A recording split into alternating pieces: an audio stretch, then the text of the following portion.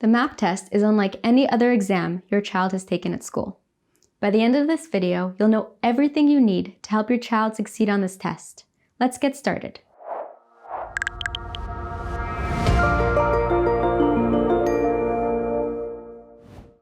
Hi, I'm Minna from TestPrep-Online. This video is about MAP growth, a widely spread standardized test designed for kindergarten through 12th grade students. This test assesses reading, language usage, math, and for some grades, general sciences. Make sure to stick around till the end of this video, as I'm going to give you some helpful tips on how to effectively prepare your child for this test. The MAP test is adaptive, which means that the difficulty level of the test changes throughout the test according to your child's ability. This test starts with a question that matches students' grade level. Each time your child answers correctly, the following question becomes more difficult. If your child answers incorrectly, the next question gets easier. This is why the MAP test is unlike any other standardized test your child has ever taken, and why it's so important to be familiar with the test format and changing difficulty level before the test day. The MAP test measures students' progress so that teachers can pinpoint the weaker areas they need to work on, as well as the stronger areas where they need to be challenged. Additionally, this test can be used to compare a group of students in the same classroom to predict individual achievements and to determine readiness for the next semester. As mentioned before, the MAP growth test covers 4 main areas: reading, language usage, math, and for higher grades, general sciences. This test uses a variety of question types, such as multiple choice, fill in the blanks, and drag and drop answers. Scores for the MAP test are reported using the RIT scale. This scale measures the value of a student's score in relation to his or her scores on previous tests. So this scale can be used to measure progress and academic growth from year to year.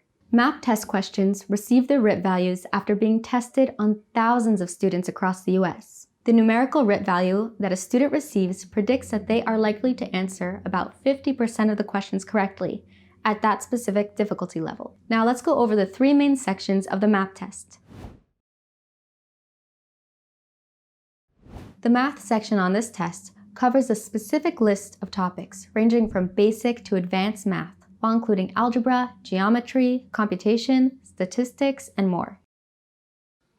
Does your child feel a little anxious about the MAP math section? Not to worry, that's quite normal. Math anxiety affects approximately a quarter of the population and starts appearing as early as 1st grade. From our experience, we know that with the correct amount of practice and motivation, your child can overcome any mathematical doubts he or she may have.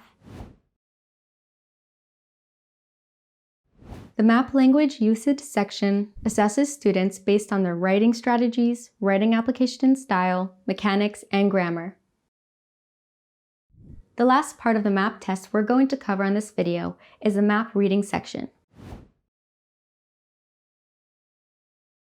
The reading section measures one's knowledge of different types of writing forms and ability to analyze paragraphs, to correctly draw on main ideas, concepts, and themes.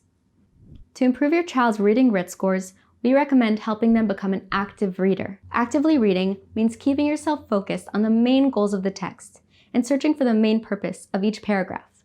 This skill is absolutely vital for reading comprehension questions. Good news, the MAP test is untimed, but watch out, there is a catch. After submitting an answer, your child will not be allowed to view it again. So, it's important that your child carefully read all the instructions and check answers before submitting them. This way, they can avoid misunderstanding a question and answering incorrectly. If you'd like to get more MAP sample questions, expert tips, and tailored test preparation, make sure to visit our dedicated MAP pages. That's all for today. I hope you've learned and enjoyed, and now it's time to start practicing. Thanks for watching and good luck.